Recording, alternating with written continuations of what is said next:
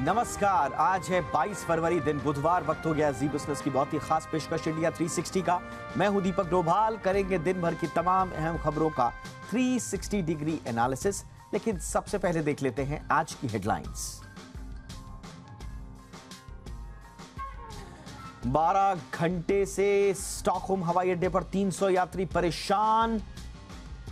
Air India से नहीं मिल रहा है कोई संतोषजनक जवाब। राहुल गांधी का ममता बनर्जी पर वार, कहा टीएमसी बीजेपी की सहयोगी पार्टी। ममता ने किया पलटवार, कांग्रेस को वोट मांगने का कोई नैतिक अधिकार ही नहीं। उद्धव ठाकरे को सुप्रीम कोर्ट से फिलहाल नहीं मिली राहत। सर्वोच्च न्यायालय ने चुनाव आयोग के फैसले पर रोक लगाने से किया इनकार। 2 हफ्ते बाद फिर होगी सुनवाई। एमसीडी मेयर चुनाव में आम आदमी पार्टी की बड़ी जीत। शैली ओबेरॉय बनी मेयर, मोहम्मद इकबाल बने डिप्टी मेयर।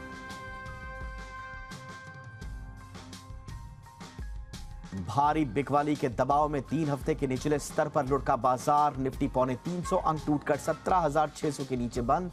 सेंसेक्स में 900 अंकों से ज्यादा की गिरावट। बैंक सहित सभी सेक्टर इंडेक्स कमजोर। आरबीआई एमपीसी में ग्रोथ को लेकर भी दिखी चिंता। कमेटी के मिनट्स में बात आई सामने। एमपीसी मेंबर जयनाथ वर्मा ने दरें बढ़ाने का किया था विरोध। बोले दरों में बढ़ोतरी से ग्रोथ पर पड़ेगा असर।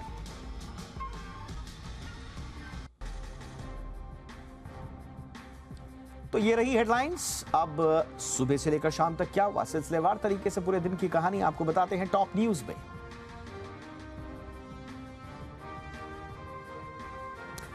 महाराष्ट्र के मुख्यमंत्री एकनाथ शिंदे को शिवसेना के नाम और चिन्ह पर बड़ी राहत मिली है। उद्धव ठाकरे की याचिका पर सुप्रीम कोर्ट ने चुनाव आयोग के फैसले पर रोक लगाने से इनकार कर दिया। आपको बताते हैं कि चुनाव आयोग ने शिवसेना नाम और चिन्ह शिंदे गुट को अलॉट कर दिया था। इसी फैसले को उद्धव ठाकरे ने सुप्रीम कोर्ट में चुनौती दी थी। सुप्रीम कोर्ट ने उद्धव गुट और शिंदे के खेमे को नोटिस जारी कर 2 हफ्ते में जवाब मांगा है। उद्धव गुट की ओर से वरिष्ठ वकील कपिल सिब्बल ने अदालत से यथास्थिति बनाए रखने की मांग की। हालांकि शिंदे गुट ने भी उद्धव की याचिका से पहले सुप्रीम कोर्ट में कैविएट दाखिल की थी। शिवसेना के नाम और निशान विवाद में एनसीपी प्रमुख शरद यादव ने चुनाव आयोग पर निशाना साधा है। उन्होंने कहा कि चुनाव आयोग ने वही किया जो सरकार चाहती थी। पवार ने कहा कि चुनाव आयोग का ऐसा फैसला कभी नहीं देखा। बाला साहब ठाकरे ने अपने आखिरी दिनों में कहा था कि उनके बाद उद्धव ठाकरे को शिवसेना की जिम्मेदारी दी जाएगी। शरद पवार ने कहा कि एक विचारधारा और पार्टी देश में भाईचारे को खत्म कर रही है। अटल बिहारी वाजपेयी जब पीएम थे तब देश की संस्थाओं पर इस तरह का हमला नहीं हुआ था। नरेंद्र मोदी की सरकार देश की संस्थाओं पर हमला कर रही है।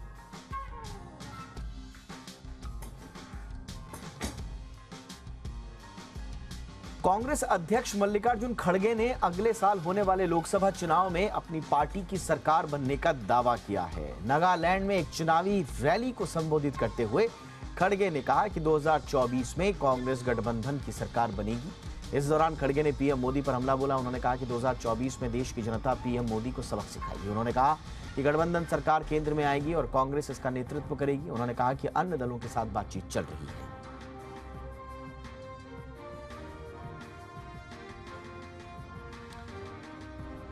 कांग्रेस सांसद राहुल गांधी ने आज शिलांग में बीजेपी और टीएमसी पर निशाना साधा। उन्होंने कहा कि टीएमसी का इतिहास सभी को पता है। बंगाल में होने वाली हिंसा को सभी जानते हैं। राहुल गांधी ने कहा कि टीएमसी गोवा गई और बड़ी रकम खर्च की क्योंकि उनका उद्देश्य बीजेपी की मदद करना था। राहुल ने आरोप लगाया कि मेघालय में भी टीएमसी का मकसद बीजेपी को सत्ता में लाना है। दूसरी तरफ एक चुनावी रैली को संबोधित करते हुए ममता बनर्जी ने बीजेपी पर जोरदार हमला किया। उन्होंने कहा कि उनकी पार्टी बाहर से आने वाले लोगों को यहाँ के निवासियों पर सीएए और एनआरसी लागू करने की इजाजत नहीं देगी। ममता ने कांग्रेस पर भी पलटवार किया। दिल्ली नगर निगम यानी कि एमसीडी को उसका नया मेयर मिल गया है। आम आदमी पार्टी की शैली ओबेरॉय ने मेयर पद का चुनाव जीत लिया। शैली ओबेरॉय को 150 मत मिले। उन्होंने बीजेपी की रेखा गुप्ता को मात दी। मेयर चुनाव में बीजेपी को 3 वोट ज्यादा मिले हैं। बीजेपी के पार्षद, सांसदों और एक मनोनीत विधायक को मिलाकर कुल संख्या 113 थी, जबकि उन्हें 116 वोट मिले हैं। कांग्रेस ने वोटिंग का बहिष्कार किया था, लेकिन कांग्रेस की 9 में से एक पार्षद शीतल ने वोटिंग में हिस्सा लिया। 39 साल की शैली ओबरॉय पेशे से प्रोफेसर हैं और वो पटेल नगर विधानसभा के वार्ड नंबर 86 से पार्षद हैं। नेताओं व अफसरों की जासूसी करवाने के मामले में दिल्ली के डिप्टी सीएम मनीष सिसोदिया की मुश्किलें बढ़ सकती हैं। गृह मंत्रालय ने केजरीवाल सरकार की फीडबैक यूनिट के जरिए जासूसी कराने के आरोपों पर सिसोदिया के खिलाफ सीबीआई जांच की मंजूरी दे दी है। बीजेपी ने सिसोदिया पर आरोप लगाया था कि उन्होंने दिल्ली सरकार की फीडबैक यूनिट के जरिए केंद्र सरकार के मंत्रालयों, विपक्षी दलों, विभिन्न संस्थाओं और लोगों की जासूसी करवाई। आम आदमी पार्टी ने साल 2015 में दिल्ली में सरकार बनाने के बाद इस यूनिट का गठन किया था। विजिलेंस विभाग के मंत्री होने के नाते सिसोदिया पर यह आरोप लगाए गए।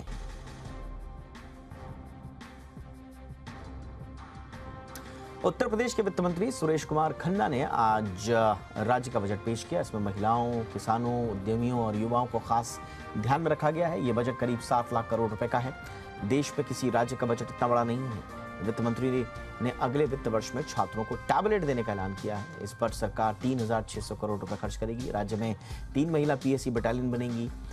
राज्य में नर्सिंग कॉलेज की स्थापना के लिए 26 करोड़ रुपए का आवंटन भी किया गया है। वित्त मंत्री खन्ना ने बुंदेलखंड एक्सप्रेसवे के साथ डिफेंस कॉरिडोर प्रोजेक्ट के लिए 550 करोड़ रुपए का आवंटन किया है। सरकार गोरखपुर लिंक एक्सप्रेसवे के दोनों तरफ औद्योगिक गलियारा विकसित करेगी। सुप्रीम कोर्ट पटना हाईकोर्ट के जजों की एक याचिका पर सुनवाई के लिए सहमत हो गया है। इस याचिका में कहा गया है कि बिहार सरकार ने उनके जीपीएफ खातों को बंद कर दिया है।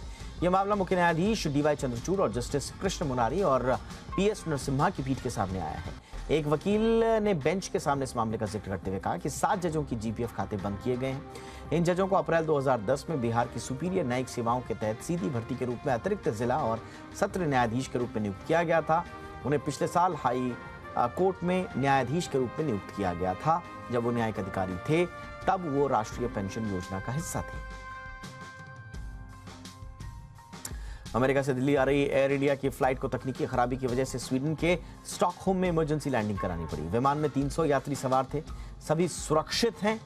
डीजीसीए के मुताबिक एयर इंडिया की बोइंग 777-300ER फ्लाइट ने अमेरिका के नेवाक से दिल्ली के लिए उड़ान भरी थी। विमान के इंजन 2 के ड्रेन मास्ट से फ्यूल लीक हुआ है और इस वजह से एक इंजन को बंद करना पड़ा। बाद में विमान को स्टॉकहोम एयरपोर्ट में सुरक्षित लैंड कराया गया।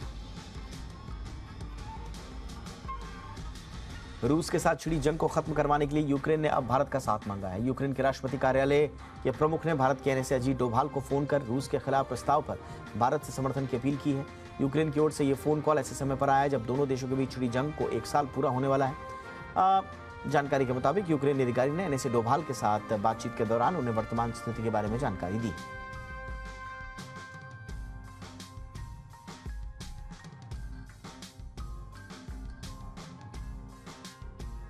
और आइए अब बात करते हैं कवर स्टोरी की।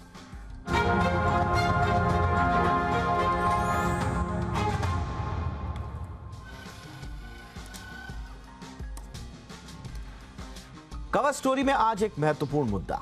देश में भूगर्भीय हलचलों पर अध्ययन करने के लिए यूं तो कई संस्थान हैं, लेकिन हैदराबाद के NGRI यानी कि नेशनल जियोफिजिकल रिसर्च इंस्टीट्यूट को सबसे बेहतरीन और प्रामाणिक संस्था माना जाता है। इसी NGRI के एक वैज्ञानिक ने दावा किया है कि भारत के हिमालयी क्षेत्र में कभी भी तुर्की जैसा भूकंप आ सकता है। NGRI के चीफ साइंटिस्ट के मुताबिक भारतीय टेक्टोनिक प्लेट हर साल 5 सेंटीमीटर की दर से अपना स्थान बदल रही है। इससे हिमालय में खिंचाव बढ़ रहा है और इसी कारण आने वाले दिनों में भूकंपों का खतरा बढ़ने की आशंका है। दरअसल 21 फरवरी को NGRI के प्रमुख वैज्ञानिक और भूकंप विज्ञानी डॉक्टर N पूर्णचंद्रा राव ने दावा किया कि धरती का बाहरी हिस्सा तमाम प्लेट से बना हुआ है और ये लगातार गति कर रही है। वैज्ञानिक राव के मुताबिक हिमाचल और नेपाल के पश्चिमी इलाके के बीच एक बड़ा सेस्मिक गैप है जो भूगर्भीय लिहाज से बहुत संवेदनशील है। उन्होंने खासतौर से 18 सिस्मोग्राफ स्टेशंस का हवाला देकर उत्तराखंड का जिक्र करते हुए संभावित भूकंप के होने से जान माल का नुकसान के प्रति आगाह भी किया। उनके मुताबिक इस इलाके में भूकंप रिक्टर स्केल पर करीब 8 या उससे ज्यादा की तीव्रता से भी आ सकता है। हालांकि उन्होंने ये भी कहा कि जान और माल के इस नुकसान को टाला भी जा सकता है, लेकिन उसके लिए बिल्डिंग्स और स्ट्रक्चर्स में डेवलपमेंट सोच समझकर करना होगा। भूकंप रोधी तरीके से उन्हें निर्माण करना होगा। अब सवाल ये उठता है कि क्या सिर्फ हिमालय या हिमालयी राज्य ही भूकंप की दृष्टि से संवेदनशील हैं या फिर भारत के दूसरे इलाकों में भी भूकंप से होने वाले नुकसान की आशंका है? इसका जवाब कुछ वक्त पहले विज्ञान और प्रौद्योगिकी और पृथ्वी विज्ञान राज्य मंत्री जितेंद्र सिंह ने जुलाई 2021 में लोकसभा में दिया।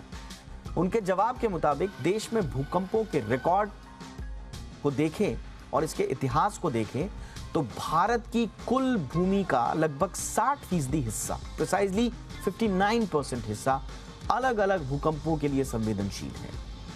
इतना बड़ा हिस्सा किसी भी प्रकार के भूकंपों के लिए संवेदनशील है। उन्होंने कहा कि देश के भूकंपीय क्षेत्र मानचित्र के मुताबिक कुल क्षेत्र को 4 भूकंपीय जोन्स में बांटा गया है। जोन 5 वो क्षेत्र है जहां सबसे ज्यादा तीव्रता के भूकंप आ सकते हैं, जबकि सबसे कम तीव्रता के भूकंप जोन 2 में इनको रखा जाता है। देश का लगभग 11% क्षेत्र जो है वो जोन 5 में है, 18% क्षेत्र जोन 4 में है, 30% क्षेत्र जो है वो जोन 3 में है और बाकी क्षेत्र जोन 2 में आता है। जोन 5 में शहरों और कस्बों वाले राज्य और केंद्र शासित प्रदेश गुजरात, हिमाचल प्रदेश, बिहार, असम, मणिपुर, नागालैंड, जम्मू और कश्मीर, अंडमान निकोबार और उत्तराखंड जैसे इलाके आते हैं। वहीं मध्य हिमालयी क्षेत्र दुनिया में सबसे भूकंपीय रूप से सक्रिय क्षेत्रों में से एक है। 1905 में, अगर इतिहास को अगर हम थोड़ा सा देखें तो 1905 में हिमाचल का कांगड़ा में एक बड़ा भूकंप आया। 1934 में बिहार, नेपाल जो इलाका है पूरा, वहां पर एक बहुत बड़ा भूकंप आया था। 8.2 तीव्रता उसकी रिक्टर स्केल पर थी। 10,000 से ज्यादा लोग मारे गए थे। 1991 में ही आपको याद होगा उत्तराखंड के, तत्कालीन यूपी था लेकिन उत्तराखंड के उत्तरकाशी में 6.8 तीव्रता का भूकंप आया था। इसमें लगभग 800 के आसपास लोगों की मौत हुई थी। फिर 2005 में कश्मीर में भूकंप आया, 7.6 तीव्रता थी इसकी। इस क्षेत्र में पूरा इलाका था, इसमें हजारों लोग मारे गए थे। भूकंप वैज्ञानिकों के मुताबिक 700 से ज्यादा सालों से इस क्षेत्र में टेक्टोनिक तनाव रहा है, जो अभी या शायद 200 वर्षों के बाद जारी हो सकता है।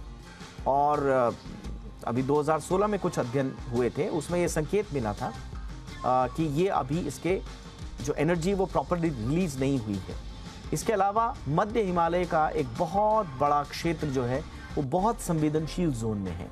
ये भूकंप इंडो ऑस्ट्रेलियाई और एशियाई टेक्टोनिक प्लेट्स के बीच में एक ऐसा इलाका है जहां पर टकराहट है। और पिछले 5 करोड़ सालों में हिमालय के जो पहाड़ी जो बनी है वो इसी टकराहट का नतीजा है। अब डर ये भी है कि जिस वक्त हम बात कर रहे हैं, जिस समय यह खबर लिख रहे थे, उसी वक्त एक भूकंप आया। दिल्ली से लेकर उत्तर प्रदेश, उत्तराखंड और यहाँ तक कि नेपाल में ये जो झटका है ये महसूस किया गया। भूकंप का केंद्र जो बाद में पता चला वो नेपाल ही था। रिक्टर स्केल पर भूकंप की तीव्रता जो थी वो 4.8 मापी गई थी और नेपाल का जो जुमला इलाका है वहां से लगभग 70 किलोमीटर दूर पर इसका केंद्र था। हालांकि दिल्ली एनसीआर में भूकंप के हल्के और काफी हल्के झटके महसूस किए गए थे, लेकिन जो एनजीआरआई के साइंटिस्ट ने दावा किया है कि एक बड़ा भूकंप आ सकता है, उसके मायने क्या हैं, क्या हम इसके लिए तैयार हैं, इस पर चर्चा के लिए इस वक्त हमारे साथ बहुत ही खास मेहमान जुड़ चुके हैं। उत्तराखंड स्पेस एप्लीकेशन सेंटर के पूर्व डायरेक्टर और देश के जाने माने भूगर्भ शास्त्री प्रोफेसर एमपीएस बिष्ट इस वक्त हमारे साथ हैं। बिष्ट सर, गुड इवनिंग, बहुत बहुत स्वागत है सर आपका। सर नमस्कार Doval ji. Yes sir, good evening sir. Sir, ये जो प्रोफेसर राव ने जो एक दावा किया है कि तुर्की का जैसा भूकंप आएगा और खास तौर से उन्होंने उत्तराखंड और आसपास के क्षेत्रों को बहुत संवेदनशील बताया है, कोई नई बात कह रहे हैं सर या आप लोग पहले से इस तथ्य से वाकिफ हैं और इस बारे में पहले से ही जानकारी है? नहीं, दरअसल ये नई बात नहीं है, इसमें बहुत लोग काम कर चुके हैं ऑलरेडी पहले से ही। आप जानते होंगे एनडीआरआई के पूर्व डीजी जो है हमारे बीपी टिमरी साहब हुआ करते थे, उस कालखंड में भी और उससे पहले हमारे जो हर्ष गुप्ता साहब थे, और ये लोगों का एक्चुअली ये स्टडी बहुत करीब 30-40 साल से लोग कंटिन्यूअसली स्टडी को पे लगे हुए हैं और उन्होंने काम किया है इस पे। और जो ये हमारा जिसको हम बोलते हैं उत्तराखंड का जो central part of the Himalaya है, अगर ज्योग्राफिकली देखें तो eastern part, north east Assam और वेस्टर्न पार्ट इधर जो है आपका जम्मू कश्मीर और हिमाचल का पार्ट हो गया, सेंट्रल पार्ट हमारा उत्तराखंड हो जाता है। तो इसमें मुझे याद है अच्छी तरह से, जब हम उत्तरकाशी अर्थक्वेक की बात कर रहे थे, तो उस जमाने में मैं Wadia institute of mining geology में था, और 1 महीने हमने उत्तरकाशी में रेगुलर काम किया था। कंटिन्यूअसली 1 महीने तक हम पूरा विजिट किए थे। तो उसके बाद एक इंटरनेशनल कॉन्फ्रेंस हुई थी Wadia institute of mining geology. तो मुझे अच्छी तरह से याद है कि उसमें professor Khain, professor Nakata, professor Eats, professor Milam, ऐसे दिग्गज जो अंतर्राष्ट्रीय स्तर के जो अर्थक्वेक के पर काम करने वाले लोग थे, वो सारे लोगों से हमारा वन टू वन इंटरेक्शन भी हुआ था। और मुझे याद है कि उस समय जो बात आई थी कि भई एक हमारा जो ये वाला ज़ोन है, जिसको हम सेंट्रल ज़ोन बोलते हैं, एक सेस्मिक गैप करके बात करते हैं कि इस आने वाले समय में, क्योंकि ईस्ट में हो चुका है, वेस्ट में हो चुका है, तो सेंट्रल पार्ट रह गया। और एक अच्छी बात ये थी कि उस ज़माने में जो पुराने रिकॉर्ड थे, जो जियोडेटिक सर्वे था, उसके आधार पे हम लोग जो बात करते हैं कि भई एक कोई सबसरफेस रिज, जी। सबसरफेस रिज बोले तो जो इस समय बिल्कुल हमारा जिसके ऊपर अरावली, जो दिल्ली की जो पर्वत श्रृंखला है, दिल्ली वाली जो अरावली जो आती है, वो आती है गुजरात से लेके अम्बा माता से लेके और देहरादून तक हिट करती है। तो बल्कि उसको नाम दिया उन्होंने DHH, दिल्ली हरिद्वार, दिल्ली हरिद्वार रिज नाम दिया है उसमें। पूरा वो based on the scientific study है।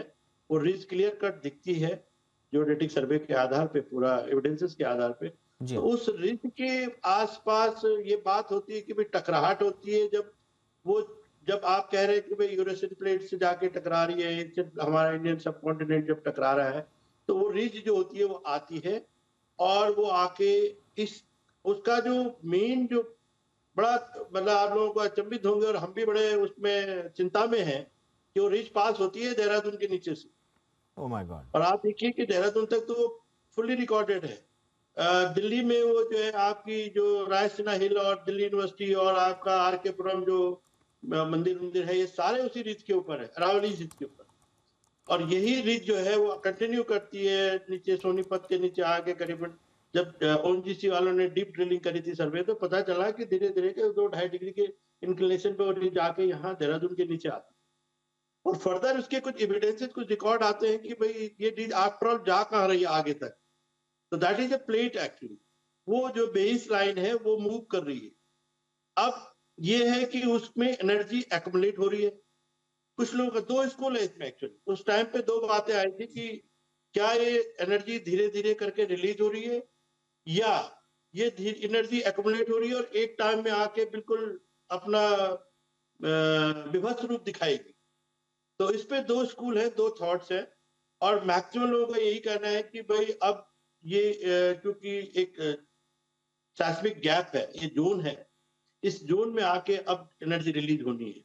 तो एक्सपेक्टेशन है, आज से नहीं तब से मैं कह रहा हूँ कि 1991 से हम लोग कंटिन्यूअसली इस चीज़ को, मैं एज ए भू विज्ञान का छात्र इसको सुनता आया हूँ, देखता आया हूँ, ऑब्जर्व करते आया हूँ। और इसके रिकॉर्ड्स, इसके एविडेंसेस, इसके जो शॉक्स जो हमको मिलते हैं, और अल्टीमेटली वो जाके कहीं न कहीं हमारा जो जोशीमठ वाला इलाका है, एमसीटी जिसको हम कहते हैं, उस पे जाके वो एनर्जी कहीं न कहीं वो एनर्जी रिलीज़ होती है।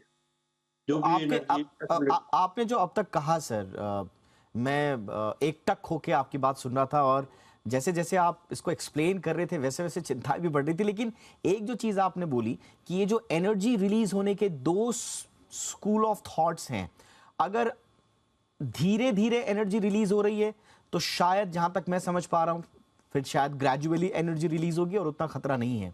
लेकिन अगर हम yes, second school yes. Of thought को अगर हम मद्देनजर रखें कि हाँ। एकदम से अचानक से एनर्जी रिलीज होगी और एक बड़ा भूगर्भीय हलचल होगी, ऐसी स्थिति में क्या आपको लगता है कि कौन से वो इलाके हैं जो सबसे ज्यादा संवेदनशील जोन में हैं, और वहां पर क्या भूकंप को सह पाने लायक परिस्थितियां हैं सर? देखिए डोभाल जी, बहुत सही बात आपने समझी ये बात, क्योंकि जो सेकंड स्कूल ऑफ थॉट है वो डोमिनेट कर रहा है इस समय। हम्म। क्योंकि मैक्सिमम लोगों का थॉट यही है कि भाई ये एनर्जी एक्युमुलेट हो रही है और it will release, the day will come, it will release and definitely there will be impact of it. और वो इम्पैक्ट कहाँ जाएंगे? वो इम्पैक्ट आपके ऐसी जगहों में जाएंगे, जैसे मैं आपको एक छोटा सा उदाहरण दे रहा हूँ। मैं आज देहरादून में बैठा हूँ, और देहरादून में हम लोग जो कहते हैं कि भाई मसूरी जब जाते हैं तो मसूरी से पहले सैंसाई आश्रम आता है, वहां पे हमारे एमबीटी क्रॉस होती है, बहुत अच्छे सिग्नेचर वहां पे मेन बाउंड्री थ्रस्ट के हैं।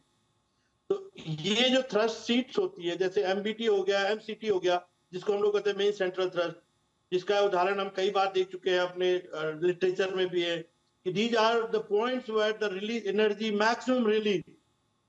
और अब जब कंपन होगा या वाइब्रेशन होगा तो इन जगहों की सेंसिटिविटी को देखते हुए ये वेल नोन साइट्स है, वेल आज से नहीं 1930 से प्रोफेसर हेमंत गैंसर एंड ऑर्डन जैसे लोगों ने इस पे काम किया है और उन्होंने ये क्लियर कट इंडिकेट किया these are the zones, those are very active.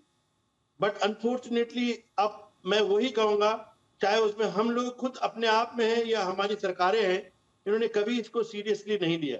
मैं इसको बिल्कुल एक ऑथेंटिक वे में बात कर रहा हूँ आपसे, बीइंग ए जियोलॉजिस्ट, लेकिन कुछ गलतियां हमारी खुद की है as a people, local people, और कुछ गलतियां हमारी सरकारों की है जिन्होंने उसको प्रॉपर मॉनिटर करने की कोशिश नहीं करी। और यही रीजन है कि आज जैसे जोशीमठ जैसी जगह में और इन जगहों पे अब आप देखिए कि सैंसाई आश्रम देहरादून के ऊपर आपके 11-11, 12-12 मंजिले बिल्डिंग बन गई एब्सोल्युटली उस एक्टिव टेक्टोनिक जोन के ऊपर। वही हालत जोशीमठ में है।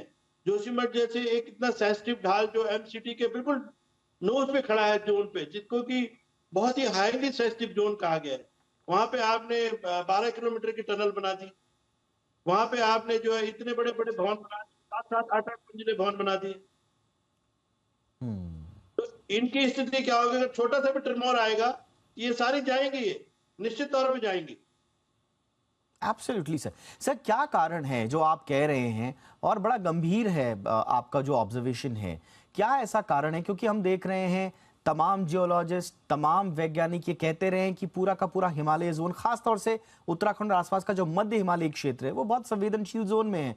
इधर सिक्किम में उस तरफ भूकंप आ चुका है, उधर आपके नेपाल में आ चुका है, खुद उत्तरकाशी में आ चुका है, कश्मीर का पूरा इलाका हलचलों से भरा हुआ है, उधर पीओके तक हमने देखा है कि भूकंप आ चुके हैं। उसके बावजूद जो वहां पर डेवलपमेंट है या जो स्ट्रक्चरल डेवलपमेंट है, कहीं से भी नजर नहीं आता है कि वो भूकंप से मुकाबला कर पाने के लिए कुछ स्ट्रैटेजी के तहत वो वहां पर डेवलपमेंट हो रहा है। तो क्या हम जानबूझकर वेट कर रहे हैं एक आपदा का सर? देखिए डोभाल जी, मैं तो कई बार इस उसमें रहता हूं कि आफ्टर ऑल 35 साल हो गए मुझे इस विज्ञान को पढ़ते हुए, और मैं दुखी हूं इस बात से आज भी कि हम लोग इस सारी चीजों को जानबूझ करके लिए, this is called suicidal attempt मेरी भाषा में, कि हम जानबूझ करके, आप देखें कि जानते हैं कि ये जगह खतरनाक है, फिर भी क्यों मेरे समझ में नहीं आ रहा है कि उस जगह को हम अडॉप्ट कर रहे हैं उस काम को करने के लिए जो नहीं करना चाहिए। बहुत सिंपल सी बात है, मैं अभी एक छोटा सा उदाहरण दे रहा हूं आपको, आप उस बात से समझ जाएंगे कि जब हमने 2009 में विष्णुप्रयाग हाइड्रो पावर प्रोजेक्ट के ऊपर एक रिसर्च पेपर निकाला था, करंट साइंस में छपा था, और उसमें हमने क्लियर कट कहा था कि ये इलाका बहुत सेंसिटिव है, यहाँ पे ये सारी चीजों एक्टिविटी को जो है बिल्कुल हाईली प्रोटेक्टेड, इसको प्रोहिबिटेड होनी चाहिए, नहीं होना चाहिए था। और उसके बावजूद आज देखिए 2009 से लेकर आज तक क्या रेडिकल चेंजेस आए हैं वहां पे। 7 मंजिल 8 मंजिल बिल्डिंग बन गई है। यू सरप्राइज टू नो कि एक भवन ऐसा है जिसके ऊपर अपने घर के लिए लोगों ने लिफ्ट लगा रखी है, और वो भी उसकी भवन की जो फाउंडेशन है एक ट्रांसपोर्टेड बोल्डर के ऊपर है वो भवन की फाउंडेशन। तो यहाँ पर किसकी मूर्खता है?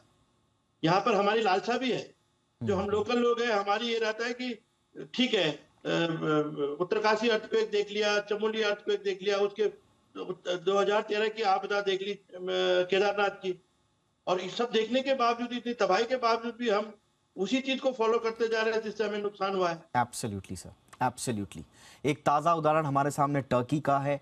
टर्की ऑपरेशन दोस्त के तहत हम वहां पर मदद करने गए, लेकिन एक ऑब्जर्वेशन शायद हमको ज्यादा ध्यान में रखनी चाहिए। टर्की में जो भ्रष्टाचार हुआ है, वहां पर भूकंप रोधी, वो पूरा इलाका बड़ा बहुत दुनिया के सबसे ज्यादा एक्टिव जोन्स में है भूगर्भीय हलचलों के लिहाज से, और वहां पर 2004-5 से ही पॉलिसी थी कि आप वहां पर भूकंप रोधी इमारतें खड़ी कीजिए। लेकिन वहां पर जो एर्दोगन साहब की गवर्नमेंट आई, उन्होंने एक नई नीति निकाली। उन्होंने कहा कि अगर आप भूकंप रोधी मकान नहीं बना रहे हैं तो सरकार को फाइन दे दीजिए, और फाइन देने वालों की लाइन लग गई, और इतना फाइन आया कि टर्की गवर्नमेंट को लगा कि वो उनकी झोली भर गई, उनका राजकोष भर गया, बिलियंस ऑफ डॉलर की कमाई हुई और इसको आगे बढ़ाने की कोशिश वहां की सरकार कर रही थी, लेकिन एक झटके में सब कुछ तबाह हो गया। वो सारा का सारा पैसा धरा का धरा रह गया, कोई नहीं बचा पाया टर्की के इस इलाके को। तो क्या उत्तराखंड, मध्य हिमालय क्षेत्र, क्या ऐसे ही एक बड़ी आपदा के लिए वेट कर रहा है? प्रोफेसर बिष्ट के ऑब्जर्वेशंस को बहुत गंभीरता से लेने की आवश्यकता है। उनके जो सजेशंस हैं उनको गंभीरता से लेकर एक स्ट्रैटेजी के तहत सरकार को काम करने की आवश्यकता है। अदरवाइज शायद हमारा हाल, मुझे कहते हुए बहुत दुख हो रहा है, लेकिन अगर हम टर्की के जैसी आपदा अगर हमारे सामने आएगी तो उस समय क्या होगा, ये हाथ पर हाथ धर रखकर हम शायद बैठ नहीं पाएंगे। बिष्ट सर कुछ कहना चाह रहे हैं संक्षेप में? सर यस, बहुत छोटी सी बात मैं ये कह रहा हूँ डोभाल साहब, मैं राइट फ्रॉम बिगनिंग अपनी सरकार को भी, चाहे मैं पहले सरकार में था, उससे पहले मैं यूनिवर्सिटी में था, आज सिर्फ मैं यूनिवर्सिटी में हूँ, बार बार नोक करते आया हूँ और बड़े बड़े अलग अलग मीडिया के अलग अलग प्लेटफॉर्म पे कहते आया हूँ कि जब तक हम अपने उत्तराखंड के लिए बिल्डिंग को डिफाइन नहीं करेंगे हम लोग सुरक्षित नहीं हो पाएंगे। बिल्कुल सर, और ये बिल्डिंग कोड का सारा पहले से बहुत सारे रूल्स एंड रेगुलेशंस बने हुए, लेकिन उनको फॉलो कौन कर रहा है? बिल्डिंग कोड तो बहुत आवश्यक है और सिर्फ उत्तराखंड में नहीं, पूरे हिमालय क्षेत्र में आवश्यक है। और जहां जहां सेस्मिक जोन 5-4 में जो इलाके हैं वहां सब जगह ये आवश्यक है। बहरहाल देखते हैं कि सरकार कितनी गंभीरता से लेती है। Sir thank you so much, आपने हमारे दर्शकों के लिए अपना अमूल्य वक्त निकाला। Thank you so much sir. देश के दिग्गज आईटी कंपनी विप्रो का ऑफर लेटर लेने के बाद कंपनी ने कर्मचारियों को बड़ा झटका दे दिया। कंपनी ने कर्मचारियों की सैलरी में लगभग 50% की कटौती करने का ऐलान कर दिया, यानी कि जितनी सैलरी पर विप्रो ने ऑफर लेटर दिया था, अब ज्वाइनिंग आधी सैलरी में करवाने की बात कही जा रही है। क्या है ये पूरा मामला, पहले इस रिपोर्ट में देखिए, फिर इस मुद्दे पर करेंगे चर्चा।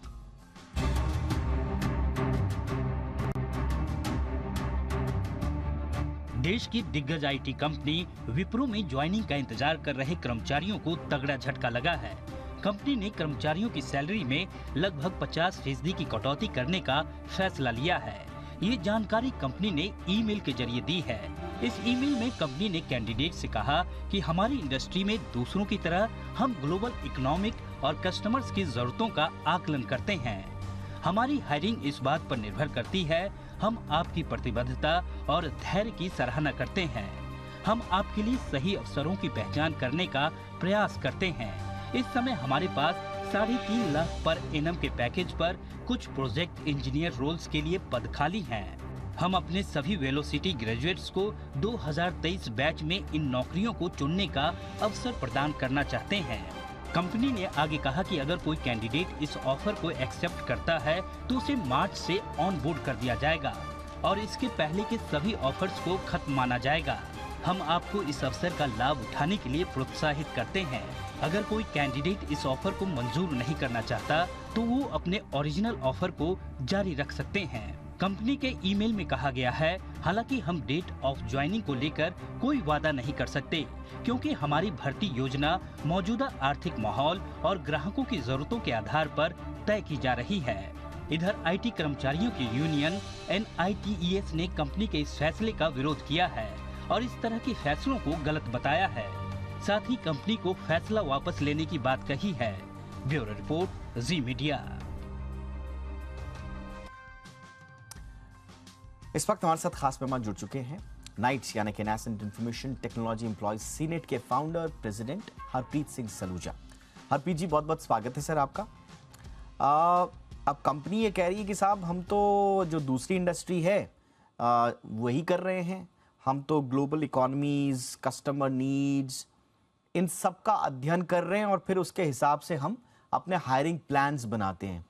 आप कह रहे हैं कि साहब ये अनफेयर है और साथ ही साथ में ये principle of fairness and transparency के खिलाफ है। क्यों आपको ऐसा लग रहा है?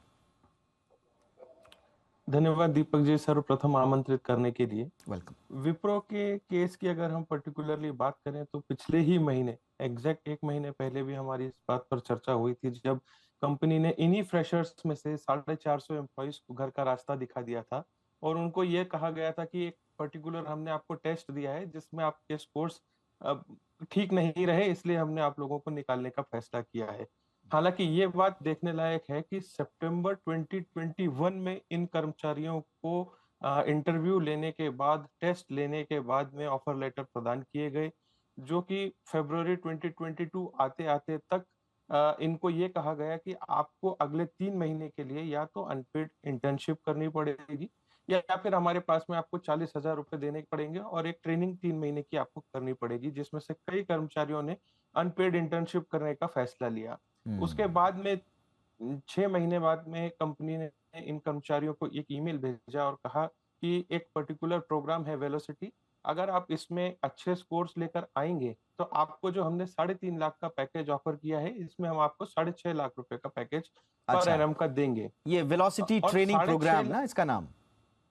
जी जी जी हाँ। फिर 6.5 लाख रुपए का पैकेज इन लोगों को जब मिला, वो टर्बो कैंडिडेट उसको नाम दिया गया। और जब ये टर्बो कैंडिडेट्स को 6.5 लाख रुपए का ऑफर लेटर प्राप्त हुआ, उसके बाद से वो आज दिन तक ऑनबोर्डिंग की प्रतीक्षा कर रहे हैं। उन्हें ज्वाइनिंग डेट मिली नहीं। पिछले महीने में 450 एम्प्लॉइज को इन्हीं में से, जो फ्रेशर्स थे उनमें से निकाल दिया गया। और उसके 1 महीने बाद ही कंपनी ने इन कर्मचारियों को ईमेल भेजा और उनको बताया गया कि अब हमारे पास में जो 6.5 लाख रुपए पैकेज वाले जो काम करने वाले कर्मचारी चाहिए थी, अब हमें उनकी जरूरत नहीं है। जो 3.5 लाख रुपए के पैकेज पे काम करने वाले कर्मचारी हैं, हमें उनकी जरूरत है। तो सितंबर 2022 से जो लोग 3.5 लाख का ऑफर लेटर लेकर बैठे हैं, उनकी क्या गलती है, या उनसे ऐसा क्या गलत काम हुआ, क्या उनकी एजुकेशन मतलब पर्याप्त नहीं है, और ये जो ग्लोबल मैक्रो इकोनॉमिक कंडीशंस का हवाला दे रही है कंपनी, क्या ये सितंबर 2021 से खराब है? 2021 के एंड में तो ग्लोबल मार्केट में आईटी एम्प्लॉइज की सबसे ज्यादा डिमांड थी। तब से लेकर अब तक इन कर्मचारियों को धोखे में क्यों रखा गया? कंपनी ने अपने फायदे को देखते हुए, सिर्फ अपने मुनाफे को बढ़ाने के लिए इन कर्मचारियों को पिछले महीने घर का रास्ता भी दिखा दिया। बट लेकिन इनका अब सोचने इनका वाली ये बात, कहना है, ये हवाला दे रहे हैं हरप्रीत जी, ये दे रहे हैं कि साहब हम तो मैक्रो एनवायरनमेंट जो हुआ है, जियोपॉलिटिकल सिचुएशन शायद इससे जोड़ना चाह रहे हैं वो, और साथ ही साथ जो हमारी बिजनेस नीड्स हैं, हो सकता है जब ऑनबोर्डिंग प्रोसेस शुरू हुई हो उस समय इनकी बिजनेस नीड्स या जो मैक्रो एनवायरनमेंट है वो कुछ और रहा हो। फिर ये जो वेलोसिटी ग्रेजुएट्स जिनका ये नाम दे रहे हैं, इनकी ग्रेजुएशन तक शायद कुछ स्थितियां तब्दील हो गई हों। तो एक तरह से ऐसा लग रहा है कि विप्रो अपने बिजनेस को देखते हुए ये कदम उठा रहा है। देखिए सर, यहाँ पर बात आती है एथिकल प्रैक्टिसेस की। आपने जब एम्प्लॉइज का इंटरव्यू लिया, आपके पास में उतनी वैकेंसीज होंगी तभी आपने इतने हजारों लोगों को ऑफर लेटर प्रदान किए। तब आप लोगों का जो मैनेजमेंट है, या जो आपके बोर्ड ऑफ डायरेक्टर्स हैं, या मैं तो सीधा नाम लेना चाहता हूँ ऋषभ प्रेम जी का, जो डंके की चोट के ऊपर एथिकल बिहेवियर और अनएथिकल प्रैक्टिसेस की बात को लेकर जिन्होंने मून लाइटिंग का इतना बड़ा मुद्दा उठाया और हजारों कर्मचारियों को सिर्फ ये कहकर घर भेज दिया कि आप लोग मून लाइटिंग में इन्वॉल्व थे, तो अब वो एथिक्स कंपनी के कहाँ रहे? अब ऐसे कौन से जियो पॉलिटिकल चेंजेस आ गए हैं कि आपने खुद उन एम्प्लॉयज को ट्रेनिंग देकर ये कहा कि आपको हम 3.5 लाख नहीं, आपको हम 6.5 लाख का पैकेज देंगे। अब उन्हीं कर्मचारियों को आप वापस से 50% कटौती के साथ, ठीक है चलिए आप उनको ऑफर लेटर ऑनर करने की बात कर रहे हैं, लेकिन इसकी भी कोई गारंटी नहीं है कि अगर उन्होंने 3.5 लाख रुपए का ये जो उनको ऑफर मिला गया है, अगर ये ऑफर उन्होंने एक्सेप्ट कर भी लिया, तो क्या उनकी ऑनबोर्डिंग हो पाएगी या नहीं हो पाएगी, इस बात की कोई भी गारंटी आज तक नहीं है।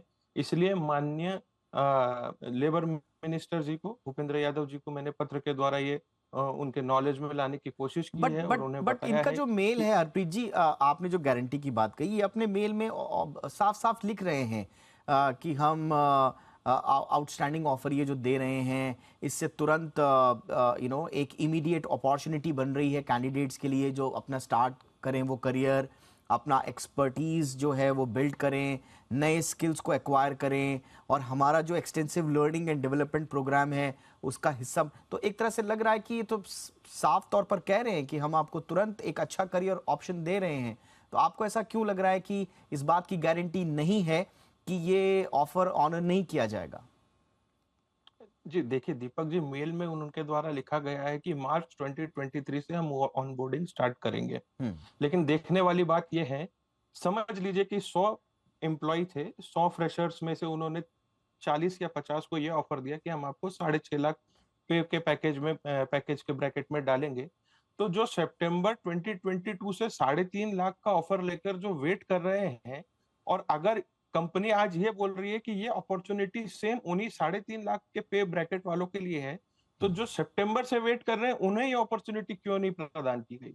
जिनके पास 6.5 लाख रुपए का ऑफर है उन्हीं को क्यों ये अपॉर्चुनिटी प्रदान की गई कि आप 3.5 लाख के ब्रैकेट में आ जाइए, तो हम आपको ऑनबोर्ड कर लेंगे। तो जो ऑलरेडी वेट कर रहे हैं 3.5 लाख के पे ब्रैकेट वाले, उनका क्या होगा? या वो उनको जो एक नाम दिया गया है, एलिट टर्म दिया गया है कि वो एलिट कैंडिडेट्स है, तो उन एलिट कैंडिडेट्स की क्या गलती है कि उनको तो ये प्रावधान ही नहीं दिया गया, उनको तो कंपनी की तरफ से कोई इंफॉर्मेशन ही नहीं प्रदान की जा रही है कि उनकी ऑनबोर्डिंग होगी कब। और अच्छा। जब आपके पास में एक 3.5 लाख के पे पैकेज वाला ब्रैकेट ऑलरेडी एक पूल आपके पास एम्प्लॉइज का है, तो फिर 6.5 लाख का जिनको आपने पे पैकेज ऑफर किया है उनको नीचे करके लाने में, मतलब मुझे ये समझ में नहीं आ रहा कि कंपनी करना क्या चाह रही है। अच्छा। अगर आपके अच्छा, पास में आपने इतनी एक अपॉर्चुनिटीज बढ़िया हैं। सवाल पूछा ये समझ वाली बात से। ये बताइए सलूजा जी, जी। हमने देखा है कि किसी भी कंपनी का जो ऑनबोर्डिंग प्रोसेस होता है वो एक तरह से उसका पीआर होता है। कैसे आप ऑनबोर्ड कर रहे हैं, किन शर्तों पर आप ऑनबोर्ड कर रहे हैं, और शर्तों से ज्यादा इसमें सहूलियत की बात होती है। कहा जाता है कि ये सहूलियत आपको मिलेंगी, तो फिर आपकी कंपनी का प्रचार उस तरह से होता है, उसकी उसकी पोजीशनिंग उस तरह से होती है, उसका पीआर उस तरह से, उसकी इमेज उस तरह से बनती है। हमने देखा गूगल, फेसबुक, ये कंपनियां इसीलिए फेमस हैं क्योंकि इनकी एचआर और ऑनबोर्डिंग प्रोसेस इतनी इतनी आकर्षक है कि हर कोई चाहता है कि काश हमें भी कॉल आ जाए। ऐसे में जब इतना इंपॉर्टेंस रखती है ऑनबोर्डिंग प्रोसेस, एक कंपनी 1 महीने के 2 महीने के अंतराल में इतनी बड़ी आलोचनाएं झेल रही है, इतना बड़ा एक तरह से किरकिरी आप कह सकते हैं, मीडिया में हर जगह इस पर चर्चा हो रही है कि भाई कौन सी आपकी ऑनबोर्डिंग प्रोसेस है बेसिर पैर की। तो ये इतना बड़ा रिस्क क्यों मोल ले रहे हैं? अगर कोई मजबूरी नहीं है सलूजा साहब, तो इतना बड़ा रिस्क क्यों ले रहे हैं? सर, इसके बारे में तो उनकी कंपनी को खुद आके सामने इन प्रश्नों का उत्तर देना चाहिए। हालांकि उनके पास में पीआर एजेंसीज हैं जो मीडिया से ताल्लुक रखते हैं या मीडिया से बातचीत करते हैं रेगुलरली, लेकिन ये इसका एक कॉन्क्रीट आंसर तो हमें मिलना चाहिए कि अगर आपने किसी को 2021 सितंबर में ऑफर लेटर दिया है, आज 1.5 साल बाद भी वो इंसान आपके भरोसे में दूसरी कंपनियों के जो ऑफर लेटर उसे मिले थे, उस फ्रेशर एम्प्लॉय को उसने वो ठुकरा दिए, सिर्फ ये सोचकर कि एक नामी गिरामी कंपनी है विप्रो और अजीम प्रेमजी का एक एथिक्स का एक कंडक्ट था जिसके ऊपर लोगों का विश्वास था। तो आज वो एथिक्स और कोड ऑफ कंडक्ट पता नहीं कहाँ गायब हो गए हैं। तो उन एम्प्लॉइज के लिए तो एक बहुत तकलीफ वाली बात है। बिल्कुल। कितने ऐसे एम्प्लॉइज हैं जिन्होंने यहाँ तक कहा है मुझे कॉल करके कि सर हम आत्महत्या करने की कगार पर हैं। अगर आज भी सरकार इसका संज्ञान नहीं लेती है और अगर इसके ऊपर कोई कार्रवाई नहीं होती है, तो ये बहुत बड़ी दुर्दशा का कारण बनेगा फ्यूचर के आईटी एम्प्लॉइज के फ्यूचर के लिए। क्योंकि आज एक कंपनी ऐसा कर रही है और इसके ऊपर अगर कोई कार्रवाई न की जाए, तो इसमें कोई अशक बात नहीं है कि आने दूसरी जो आईटी कंपनीज हैं वो भी सेम इसी तरीके के गाइडलाइंस को फॉलो करेंगी। आज आपको 3 लाख का पैकेज देंगे, 6 महीने बाद बोलेंगे कि नहीं हम आपको 2 लाख पे रखेंगे। तो ये एक नेगोशिएशन और ये जो बार्गेनिंग है, ये एम्प्लॉयर और एम्प्लॉय के बीच में, जब आपने एक बार कॉन्ट्रैक्ट कर लिया, एम्प्लॉय को ऑफर लेटर दे दिया आपने और ऑफर लेटर दोनों पार्टीज ने एक्सेप्ट कर लिया, उसके बाद ये चेंजेस लाना और वो भी एम्प्लॉय को बिना इन्फॉर्म किए और बिना पूछे, ये एक बहुत बड़ी एक्सप्लॉयटेशन की बात है दीपक। नहीं, एब्सोल्युटली। जो बच्चे, जो कैंडिडेट्स इस बात से सफर, जिनको आघात लगा है, धक्का लगा है, उनकी चिंताओं को दूर करना तो हर हाल में विप्रो को चाहिए कि मैनेजमेंट आगे आए, एक एक सवाल का जवाब दे। सरकार को, क्योंकि चिट्ठी लिख चुके हैं सलूजा साहब बतौर नाइट्स के फाउंडिंग प्रेसिडेंट होने के नाते, तो आई एम श्योर कि सरकार की ओर से भी कुछ दखल इसमें ज़रूर दिया जाएगा, क्योंकि अंत तो गत्वा जो आरोप लग रहे हैं वो बहुत बहुत ही गंभीर हैं। अगर वाकई में बच्चे डिप्रेशन में हैं, अगर वो इस तरह की बातें कह रहे हैं, इस तरह की शिकायत कर रहे हैं कि उनको मानसिक आघात पहुंचा है, तो स्वाभाविक रूप से इतनी बड़ी कंपनी को मुझे लगता नहीं है कि कोई प्रॉब्लम होनी चाहिए आगे आकर सवालों का जवाब देने में। और सरकार को भी इस पर एक गाइडलाइंस एक तय जरूर करना चाहिए कि क्या ऐसे हो सकता है कि आज आपने एक ऑफर दिया और फिर आपको ऑफर म्यूचुअली एक्सेप्ट होने के बाद आपने उस ऑफर को चेंज कर दिया। तो ये भी मेरे ख्याल से सरकार को इस पर ठोस गाइडलाइंस लानी चाहिए। कंपनियों को अगर गलत हो रहा है तो जिम्मेदार बनाना चाहिए, और अगर सही कर रही हैं अपनी तो कम से कम सामने आकर उसको बताए तो सही कि कैसे आप सही कर रहे हैं। मुझे लगता है अदरवाइज एक बहुत बड़ा ट्रस्ट डेफिसिट जो है वो बन रहा है, और ये ट्रस्ट गैप जो है ये बढ़ता रहेगा। आई एम श्योर कि जो प्रभावित बच्चे हैं उनको न्याय मिले और विप्रो जवाब दे अपना इस पूरे मुद्दे पर। बहुत बहुत शुक्रिया हरप्रीत जी, आपने वक्त निकाला हमारे लिए। Thank you so much. धन्यवाद दीपक जी। अगर आपको भी YouTube या Facebook को लाइक और सब्सक्राइब करने के नाम पर पैसे कमाने का ऑफर आ रहा है तो आप सतर्क हो जाएं। जालसाजों ने ठगी का एक नया तरीका निकाला है जिसमें वो अपने शिकार को लाइक के नाम पर पहले पैसे देते हैं और फिर भरोसा जीतने के बाद लाखों का चूना लगा देते हैं। हाल ही में मुंबई, जमशेदपुर, लखनऊ जैसे शहरों में पढ़े लिखे लोग इस ठगी का शिकार हो गए।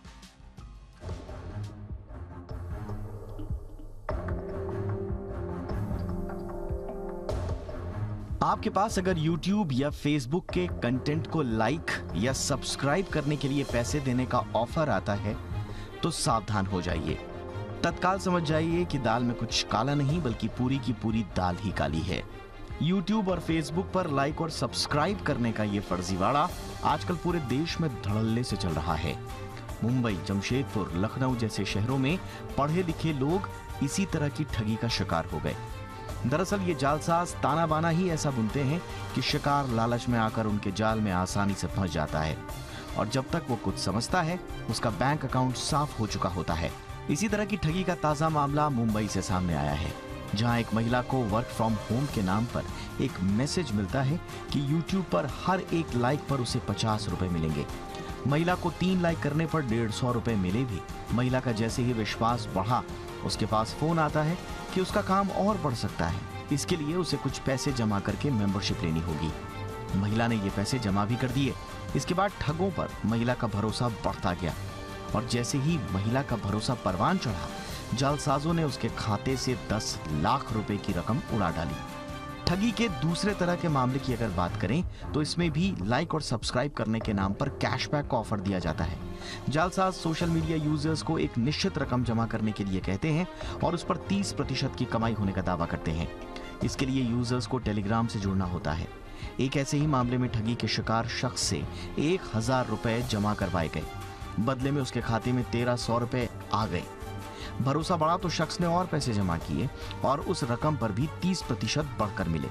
जब तक ठगी के शिकार शख्स को खुद के ठगे जाने की बात पता चलती, तब तक वो अपने 27.5 लाख रुपए गंवा चुका था।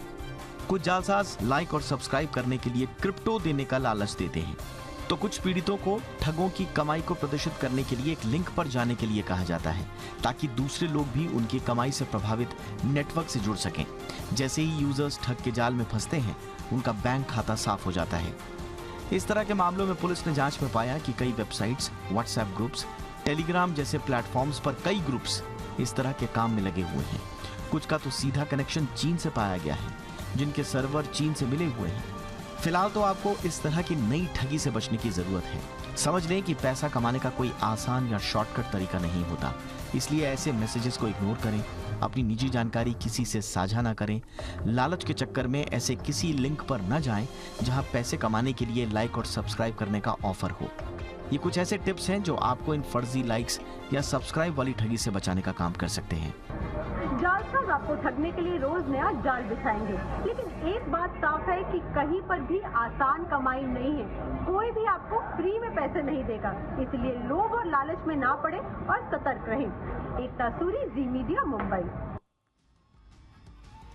बात बाजार की। शेयर बाजार में आज तेज गिरावट देखने को मिली। कारोबार के अंत में निफ्टी 928 अंक फिसलकर 60,000 के नीचे बंद हुआ। वहीं सेंसेक्स 272 अंक टूटकर 17,554 के लेवल पर बंद हुआ। बैंक निफ्टी में 678 अंकों की गिरावट रही। बाजार में बैंकिंग, आईटी, रियल्टी समेत ऑयल एंड गैस शेयरों में सबसे ज्यादा गिरावट रही।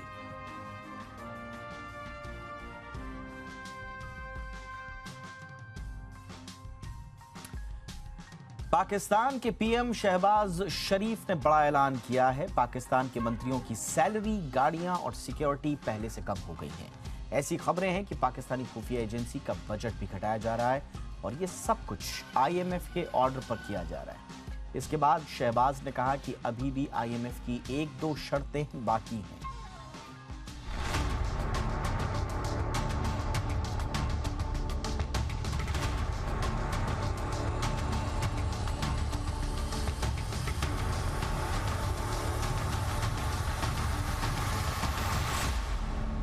पता है ना, बचपन में एक खिलौने से खेलता था, उसमें चाबी भरनी पड़ती थी, फिर वो यूं यूं यूं यूं तालियां बजाता था। अब पता है ना कौन सा खिलौना है वो?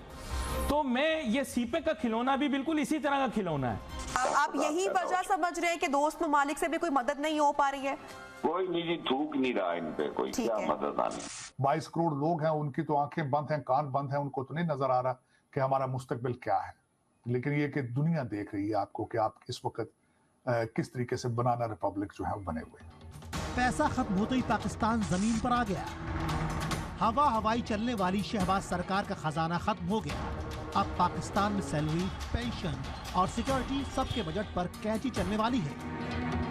सिर्फ दिखाने के लिए नहीं, बल्कि from the core of the heart वो एक इस बात पर आ चुके हैं कि हम इसार और कुर्बानी का मुजाहरा करेंगे, सादगी का मुजाहरा करेंगे, तंगी बर्दाश्त करेंगे। तो मैं माफ़ी चाहूँगा, वो ये है कि अगर हमें बाहर जाने का सरकारी तौर पर अगर हमें इजाज़त है फर्स्ट क्लास के सफ़र या इकोनॉमी या बिजनेस क्लास का, तो हमें अगर इकोनॉमी में जाना पड़ेगा तो मैं उसको तंगी से तशवीह दूंगा और कंपेयर करूंगा। मैं तमाम ऑनरेबल मेंबर्स को एक रिटन गुजारिश करूंगा कि वो मेहरबानी करके टाइम पर तशरीफ लाया करें। खबर ब्राजील से। ब्राजील के रियो डी जेनेरो की सड़कों पर लाखों की भीड़ और रंग बिरंगे कॉस्ट्यूम्स में लोग थिरकते दिखाई दिए। बताया गया कि यह दुनिया का सबसे बड़ा कार्निवल है, जिसका जश्न ब्राजील में इन दिनों जोशो खरोश के साथ चल रहा है। हर साल की तरह इस बार भी रियो डी जेनेरो में पूरे जोशो खरोश के साथ कार्निवल मनाया जा रहा है। सामने आई तस्वीरें ब्राजील के रंग उमंग और संगीत से भरी हुई थीं। पूरा शहर जश्न के रंगों में डूबा हुआ दिखाई दिया। कार्निवल परेड में तरह तरह की कॉस्ट्यूम पहनकर कलाकार डांस कर रहे थे, तो कहीं स्कूल के बैंड ब्राजील के संगीत की धुन बजा रहे थे। इस कार्निवल में कई प्रतियोगिताएं भी हैं, जिनमें स्कूल के बच्चे भी हिस्सा ले रहे हैं। कहीं सांबा डांस है तो कहीं कोई कलाबाजियां करता हुआ परेड में आगे बढ़ रहा है। 17 फरवरी से ब्राजील में इस कार्निवल की शुरुआत हुई और ये 22 फरवरी तक चलेगा। 400 से भी ज्यादा परेड्स इस कार्निवल का हिस्सा हैं। जानकारी के मुताबिक इस बार 4 करोड़ से भी ज्यादा लोग ब्राजील कार्निवल में शामिल होंगे। ब्राजील में ये उत्सव हर साल मनाया जाता है, जो यहाँ की सदियों पुरानी परंपरा है, जिसकी जड़ें मिस्र से लेकर यूरोप तक भी फैली हुई हैं। इसी के साथ इंडिया 360 में आज बस इतना ही। हैशटैग याद रखिए, #ZinIndia360। कोई राय, कोई सुझाव हो तो जरूर भेजिएगा। नमस्कार।